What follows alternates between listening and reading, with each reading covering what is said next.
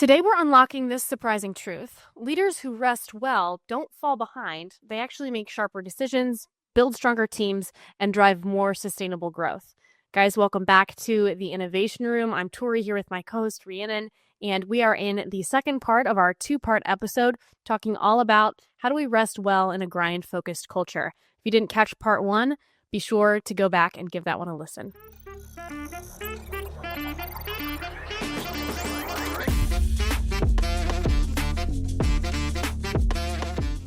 So, Tori, we were just talking about sleep and how important it is. And for some, the inability to rest doesn't have to do with time. It's really the identity. And this is one of those downfalls to the grind-focused culture. People, particularly perfectionists, tend to associate their worth and identity with the productivity, something psychologists call toxic productivity. Toxic productivity is defined by compulsion to work, achieve, and produce even to the point of physical and emotional exhaustion. However, this shouldn't be confused with people who have a healthy relationship between work and identity. So we're going to dig deep in this one, and we'll take a look at some of the internal narratives that drive toxic productivity. Oof. All right, Scott, here we go. That's a lot. Yeah, I know. So how would you identify the difference between toxic productivity and healthy ambition? I would say toxic productivity is a constant thriving to please others and prove your worth, right? It's a constant, I've got to prove myself. I used to do it. I was a people pleaser through and through.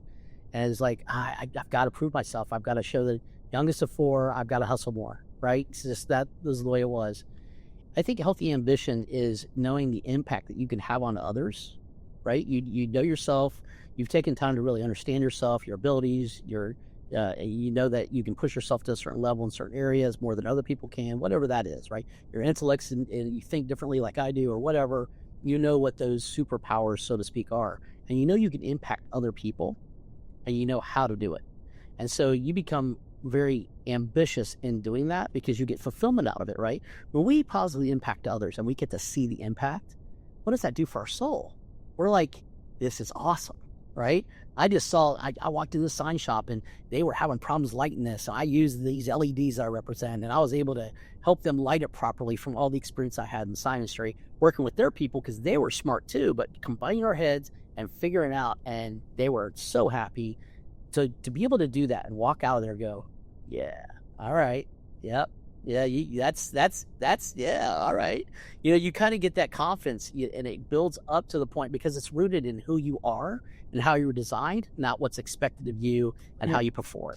And I think that's a critical thing. And I think healthy ambition is knowing that in different seasons of your life to continue growing and to continue being that best version of yourself. Like for me, when I was young, obviously sales was not only fun and exciting and like, it was, you know, obviously that growth and learning how to have those relationships and communication with people and everything. And now I look at it and that sales aspect isn't as important to me as growing my team and mentoring my team and pouring it to them. And I think as we go through life, we have to constantly evolve and relook at where am I at now? And like you said, what impact am I having best on those around me? And at the time, yeah, the grind of the sales process, I was having an impact on my team or on my company, everything along those lines. But I've evolved and things have changed and now I can have a different impact. So I think that's a really good tip. No, that's excellent. And I think I would add to that, just make sure that you don't start taking your identity from that. That's hard because it can be addictive, right? It's like anything else. It can be addictive. You're like, oh, I'm making all this impact on these people. This is fantastic. That's where people pleasing comes. Then you become a people pleaser because you're making impact on them, but your identity is now rooted in that impact. So the key is not to let your identity be rooted in anyone else or anything that you do for someone else. Mm-hmm. It's just got to be who you are. Mm-hmm. And I think too, right, because I'm definitely in the perfectionist. I would like to say I'm a recovering perfectionist, but that might not be true. And You're a ballet dancer, Tori. I know, right? It's in your blood. Right. It's so true. It's so true. And I've talked about this on other podcasts and panels and things, you know, growing up in front of the mirror, right? You're staring at yourself all the time. And that is a petri dish for perfectionism and just constant self-criticism. And so when I screw up something at work, like I make it worse, so much worse for myself than like my boss or anyone could ever. Like I'm more, I'm the most upset about. I think that what I would add to the identity piece of that is that I believe that people have inherent value, no matter, and this comes from my belief system that the three of us share. But for our listeners, whatever your belief system is, it's important to know that you're just valuable, whether or not you can produce, right? Because I would argue that people who some would say maybe are a burden on society, right? Folks who have severe disabilities, who can't do anything for themselves, are valuable and do bring beauty and light and joy to the world, right? Even though they can't produce anything. And so I just encourage people to think about that. And when you view others through that lens, I think it really opens up the world to a lot more, and you can empathize more. You can demonstrate more compassion and kindness when you just see people as inherently valuable, just because they are. That's beautiful, and it's very well said, and I could not agree with you more. As a matter of fact, if we all produce something every day, we produce either joy in people or anger.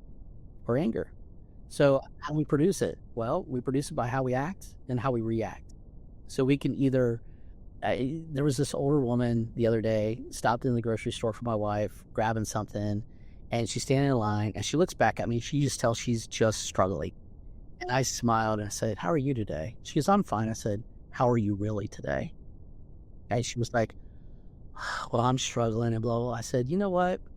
I hope it doesn't offend you. Can I pray for you?" She said, "Yes." I was never like that before, but I realized my value is how much I love on others. Right? That's a reflection of my value, I should say. It's not my value, that's my reflection. It's how I reflect it. There was a guy I remember used to work in a road crew back home, and there's 2 seasons in Ohio, okay? There's 2 seasons. There's winter and barrels. That's it. There's always construction. Always. So I'm driving through. You guys are up in North, and you know what I'm talking about. So, oh my gosh, you're our cousins. We get it. You're just as bad. So we're driving along, coming back from a job site, and we had to go past, because it was a big job site 3 or 4 times, right? It was a big install. And every day we went by there for 3 days solid. This guy was out there working on the, out in front of the, our road crew, out in front of the paver, and he was just shoveling the stuff in front of it and stuff. And he'd look up, and as he saw us go by, he'd go, every time. That was his thing. And we all just would giggle the first time. Second time he did it. Third time, I did it back to him, and he yells out, "God bless." And I'm like, well, wait a minute. This guy gets it. Yeah, Dublin, but his worth is how he makes other people feel. But don't do it at the expense of compromising who you are. Do it through who you are. And it was one of those little things that when you get older and you contemplate things, you go, wow, that was interesting. That's profound, yeah. Yeah, something so small, but that made a huge impact to the point where you remembered it. And oh yeah, that's 30 some years later. Well, 22 years later. Yeah, no, I love that. So let's talk from a practical standpoint. How can people to kind of detach their self-worth from the need to constantly produce? Like, are there practical things you can do? There's lots of them. I want to do this in retirement. But I wouldn't suggest go off the grid, completely away from government and everything else, and you will be so peaceful so relaxed. 100%. And it'll be ridiculous. Now, all joking aside, I think, again, we've been programmed to perform, right? In order to get away from it, we have to cut off the sources of the programming. And right now, the biggest programming is that screen in front of us. That's our biggest programmer, right? Is that. The other thing is consuming things in the echo chamber that has no opposition whatsoever, because you start to believe whatever you consume, right? Yep. So I find people that get burnt out, or they're struggling, or they're having a hard time with all this, or they're not performing well at work anymore. They are the first ones that the minute they walk in the morning around the coffee maker or whatever, they're saying, "Hey, did you see that program about blah, blah, blah?" And you're like, no, I was busy hugging on my wife and hanging out with her. Nope, I didn't see it. if you can't say that and you go, no, I saw it, and you're feeding into it, it's one thing to be aware of things. It's another thing to let them dominate your headspace.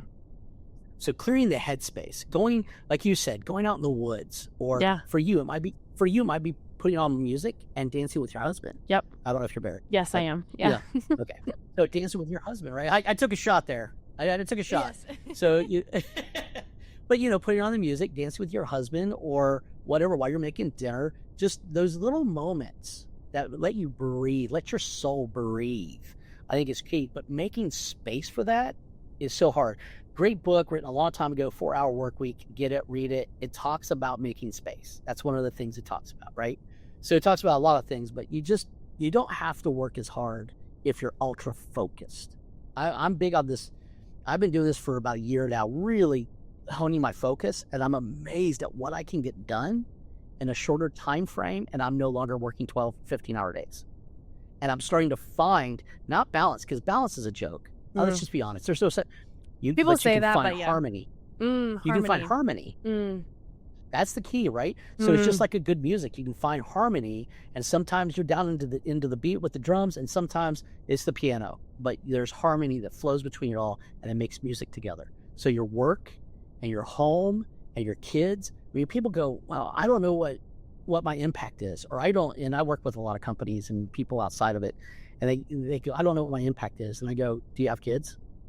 And they go, yeah. I said, there it is. I said, I don't know why we're so worried about everyone else or we're not even influencing our own household. And the men especially have been lied to and said, your worth is out there. Our worth isn't here. Okay. And not the guilt that you see on, and don't take this the wrong way, not the guilt that you see on Hallmark films and all the other stuff that makes the guy look like a total yutz because he wants a career. I'm talking about, and then I love when they put him in those situations where, well, you have to choose between your career and your family. Oh, come on. Back to the balance thing doesn't exist. That's ridiculous. But you can choose to have harmony within it. So being self-employed, I've figured out that there's certain times that my clients don't need me that often. And there's certain activities I can do in the evenings better I can during the day. And in the evening time, things are wound down and I'm still good to go because I'm the second half kind of guy. I mean, I could work 10 to 2 all day long, every day, no problem. Because I love to stay up late. So it's not a big deal. So again, knowing yourself, find that balance. Go, well, if I'm in a job where my clients need me from 9 to 3, and I know it kind of dries up after 3, then I work ultra focused from 9 to 3. And then I work on being with my family. And then when they get tired, I catch up on those emails that weren't that important. I do those things but set a timer for maybe an hour and a half, don't burn yourself out. And then take that hour at the end of the night, not scrolling in the bathroom, sitting down and actually having a discussion with your husband. Actually saying, you know what, we were busy all day. Can I share with you something I went through? And them go, yeah. And then they listen and you go, Gal, what was something you went through today? What's something you were grateful for? So it's those little micro things that feed the soul that keep you from getting to that point and puts up the healthy barriers that we all talk about, but no one ever does. Right? No one ever does it because they're afraid to do it. I mean, it's being intentional in how you go about your day.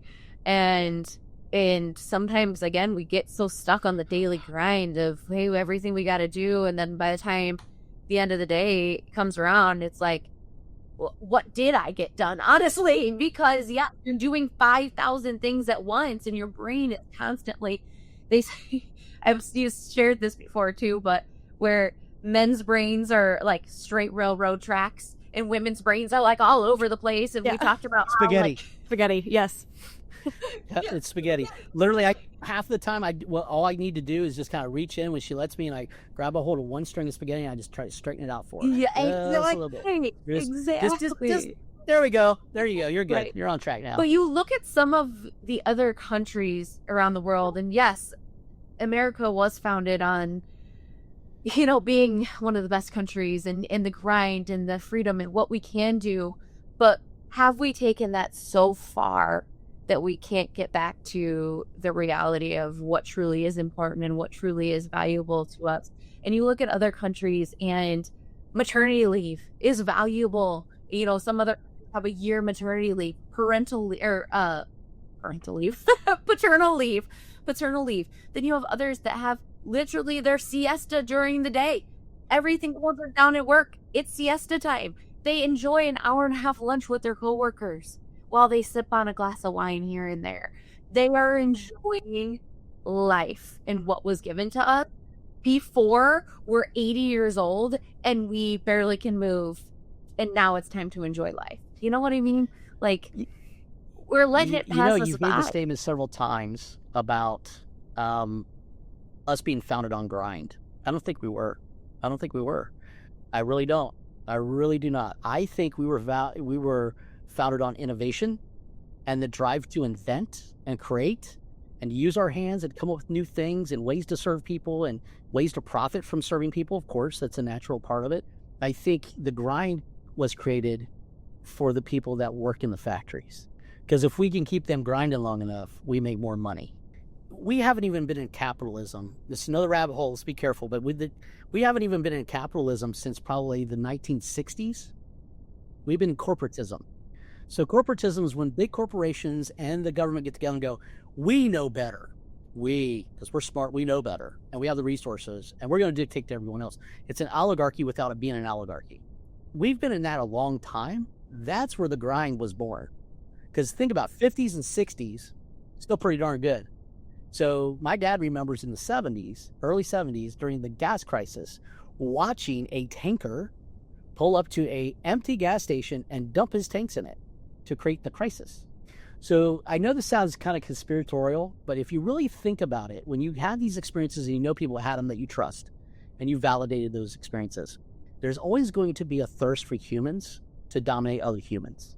It sucks. I hate it. I call it out every chance I get.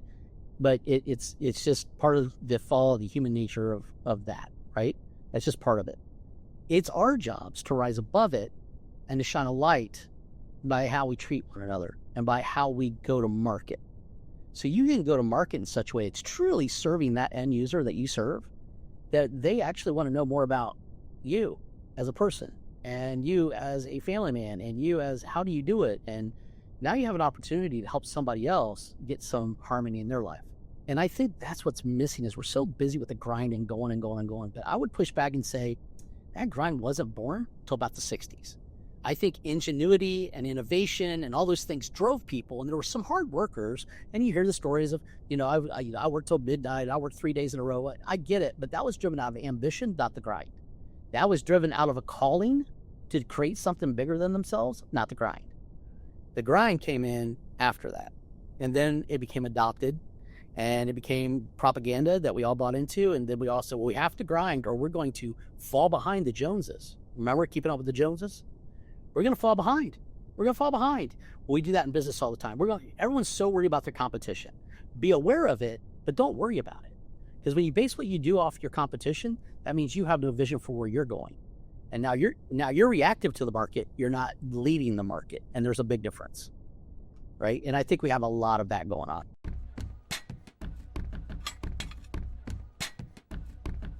So we've been digging into the topic of rest, and we're going to roll into our kind of final section here, right? And what does rest look like for people that really struggle with perfectionism, right? And how do we rest well in an effort to support how we understand our own identities? Now we want to talk about rest as a leadership skill. How do we apply it to our strategic business moves, right? And rest is important for people at all levels of an organization, right? And often leaders in an organization, they're dealing with some of the highest levels of stress, right? They're juggling decision making. They're trying to constantly communicate. They've got some really high stakes responsibilities and also the emotional weight of, guiding an entire team or an entire organization. It's no big deal. So this, I think, leads a lot of leaders to kind of unintentionally model fatigue as the norm in their company. And research shows that the opposite is actually far more effective, right? Leaders who intentionally build that restorative time into their rhythms actually make better decisions. They communicate more clearly, and they're also rated higher, significantly higher in strategic thinking by their teams. So we know that rest isn't just about personal wellness, but it's also a strategic driver that can really shape your organization's entire culture. And I think when leaders kind of normalize those boundaries, right, they model sustainable work patterns, they give themselves grace, it creates that psychological safety for their team to do the same thing, right? You got to practice what you preach is basically what we're talking about here. So Scott, I'm curious, what do you think that it looks like for a leader to model rest in a healthy way, especially in industries like facility? We talk a lot about facility maintenance on this podcast, but also the signage industry, right? Where you've got deadlines, you've got people who are banging down your door.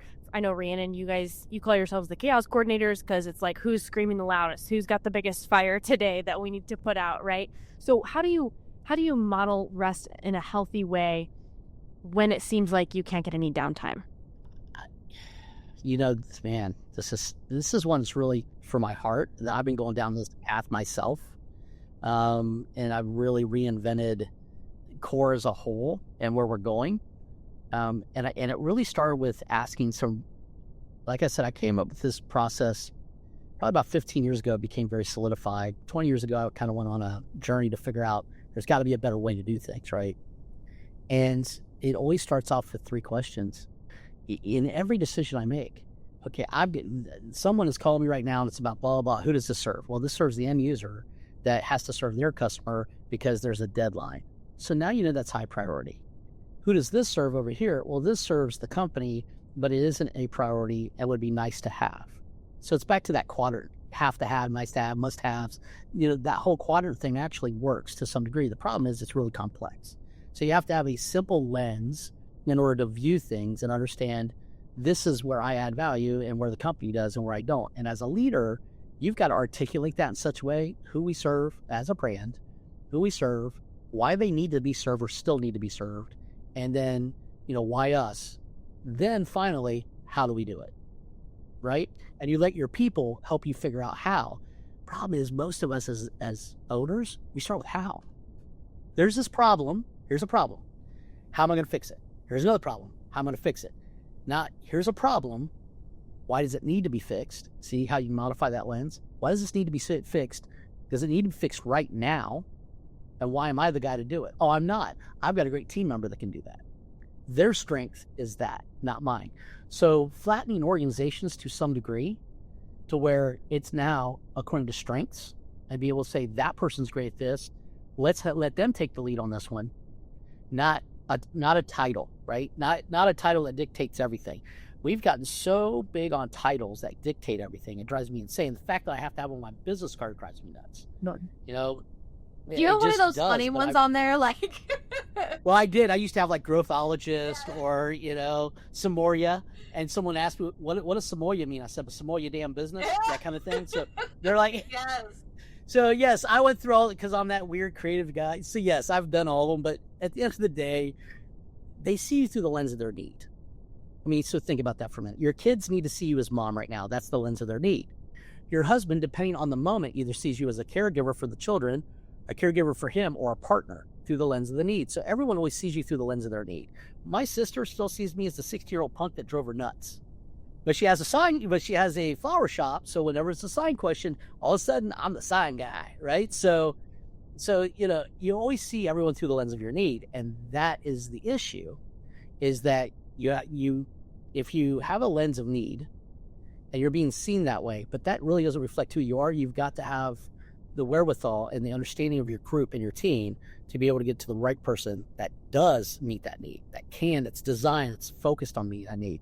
And so titles suck, but people have to have that because they have to wrap their head around, what are you to me? They just do. But it does put people in boxes. But having an organization where you can say, this is where we're going, guys, right? This is where we are today. Here's where we want to be tomorrow.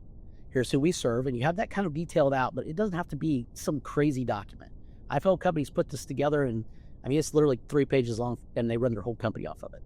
So it's like, this is what it is, but then they can share it such a way with the actual employees and team to where the team goes, hey, I'm good at that. I'm good at that. And so now you start to document who's good at what.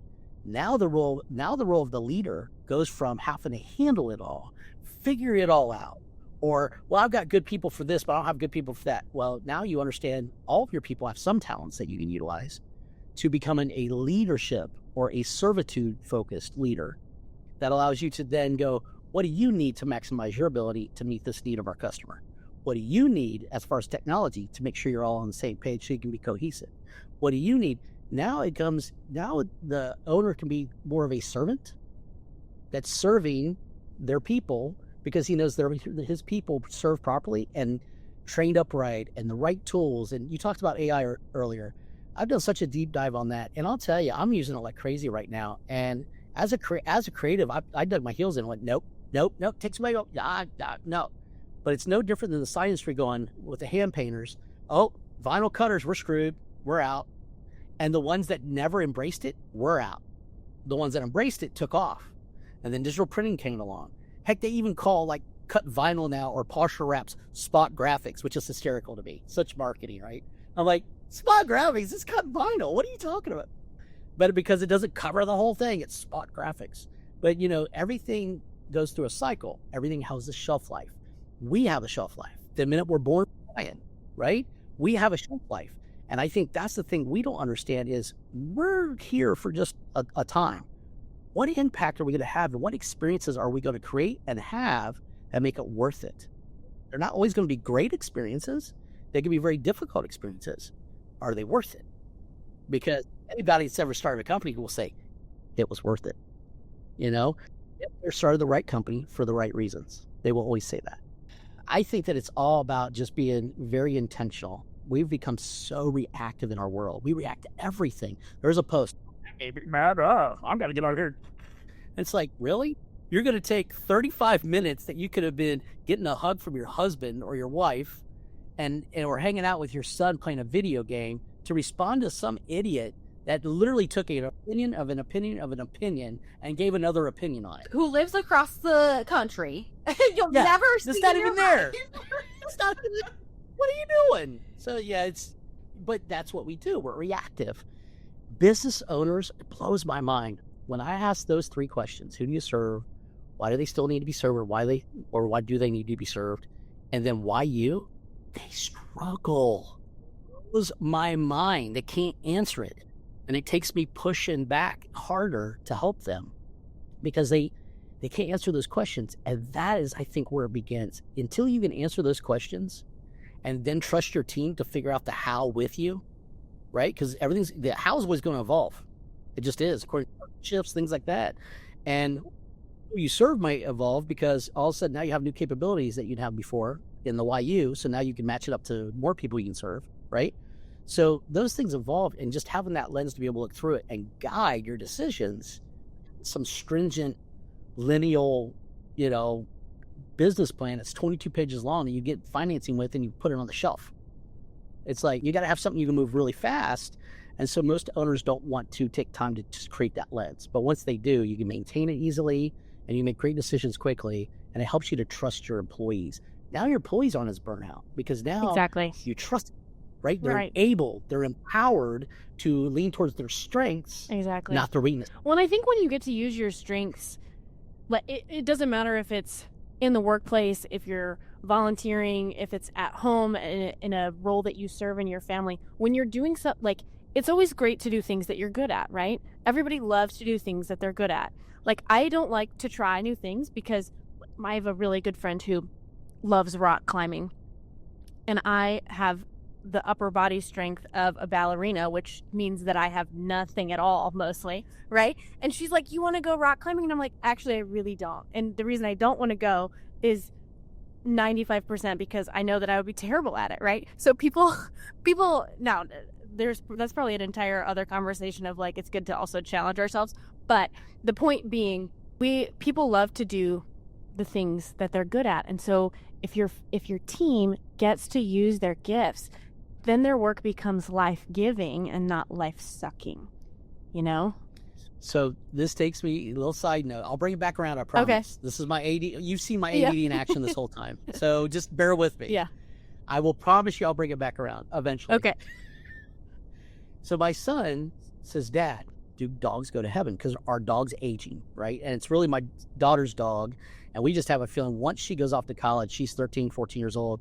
Once she goes off to college, then the dog itself is going to just wither because it's like her buddy. They're like tight, right? And so we're talking about how we're designed. And I said, human beings are the only ones.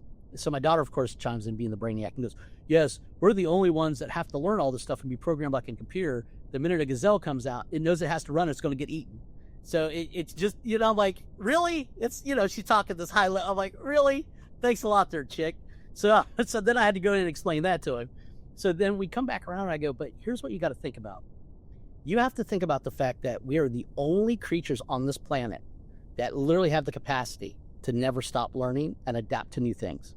And he just looked at me. I said, a fish knows it's a fish. A tiger knows it's a tiger. I said, here's back to what you're talking about. Your strengths are part of the core of who you are and how you were designed, right? That's part of who you are and how you were designed. Why would you want to be anything else? But yet society says you have to be this, you have to be that. You know what I would tell your friend back? You know what? I'll learn how to rock climb if you want to do Tai Bo with me. Because I guarantee my strength down here is going to whoop on you in a minute, So but everyone's got their strengths, right? Everyone's got that thing they're really good at.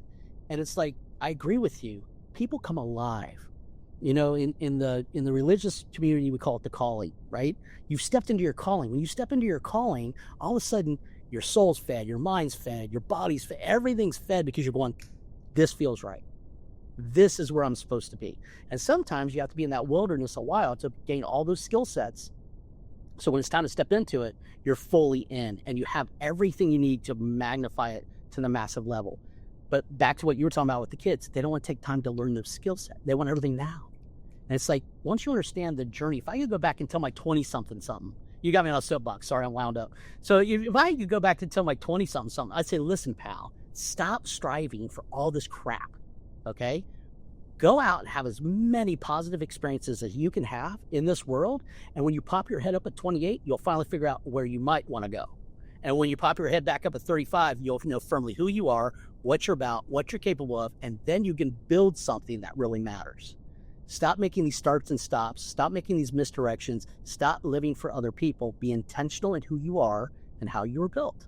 And I would totally just hammer myself with that because I was so off course for so many times, but I kept getting steered back. And that's when you know what you're calling to, because even when you make those missteps, something in the universe goes, you got to get back over there. It's that way. And sometimes it's hitting rock bottom. Sometimes it's a health issue. Sometimes it's a finance issue. Sometimes, all kinds of, but that's the way to re-steer you back into what you're really supposed to be doing. And this sounds crazy. I know we're being positive here, but if you're in a company and you don't feel like you're being utilized and you don't feel like you are using your abilities, go to the higher ups, have that discussion. And if they're not open, find another job. Go find something else. Don't bring everyone down because you haven't stepped into what you were called to do. Because at the end of the day, that's the hardest thing in businesses, is trying to motivate people that don't want to be motivated because they're not on the right seat, on the right bus at the right time. Mm-hmm. Mm-hmm. Right? So, oh, man. Anyways. No, that is so. There's lots of good nuggets in here. Wow. Yeah. Our content, our social media is going to be popping off the next couple of weeks. We got we're going to be doom scrolling on this. Yeah. I love it. Man, Scott, thank you so much for all of your insights. I know we're going to have you back on. I'd love to. At some point. Anytime. And this was just such a great conversation. Thank you so much. Well, thank you for having me. You guys are amazing. You ladies I can see why they brag about you. You guys are awesome. You're seriously, one of the best interviews I've ever had. One of the most fun. Oh. You guys were fantastic. I mean, very well prepared. Great topic. Want to go deep. It's the right name for your podcast. That's all I can say. Thank you. Absolutely. That is so kind. We really appreciate that, Scott.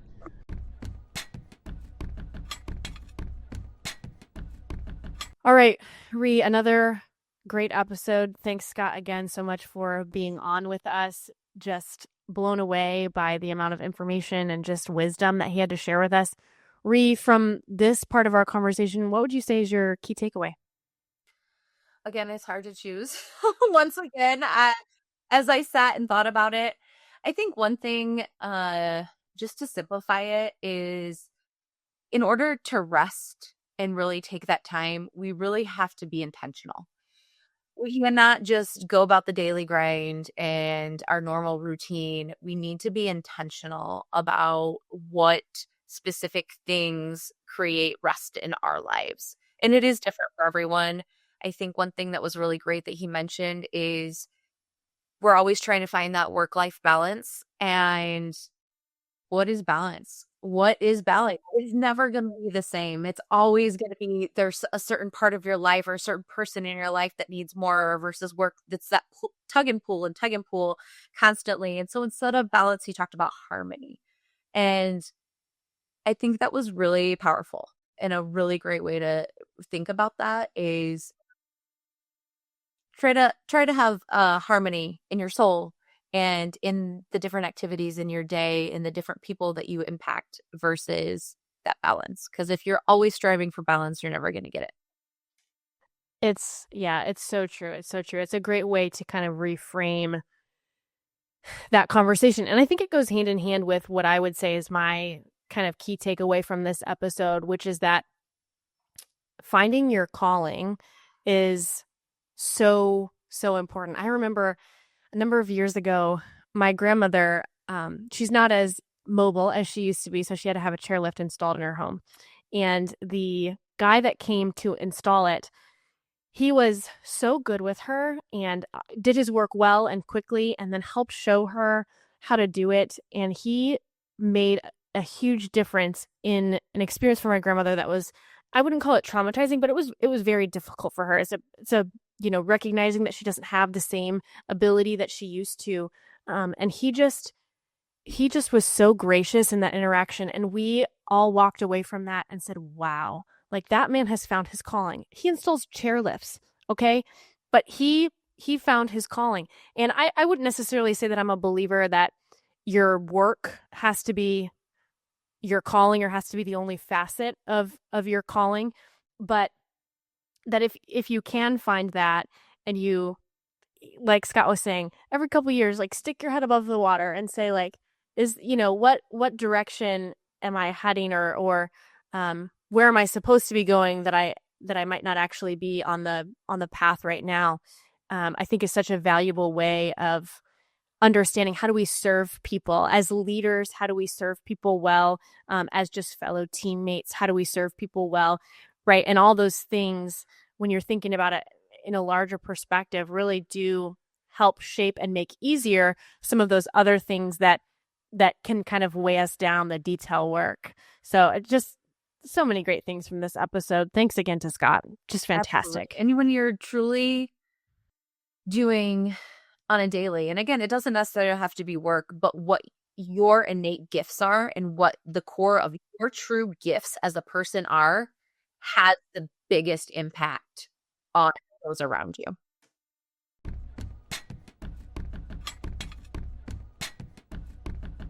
All right, Scott, that's a wrap. And I know this is the end, but also just the beginning, because I'm sure that we will have you on another episode. And I just want to thank you again for everything, for all your insights. There are so many takeaways to this episode that I am going to continue to ponder. And just remember to invest in yourself for the sake of your family, your workplace, and most importantly, you. Absolutely. Let us know in the comments, how are you resting, or what do you find to be the most effective ways of resting and finding that restoration, like Rhianon said, for your family, for your workplace, for your community. As always, don't forget to like and share this episode, give us a follow, and until next time, keep innovating.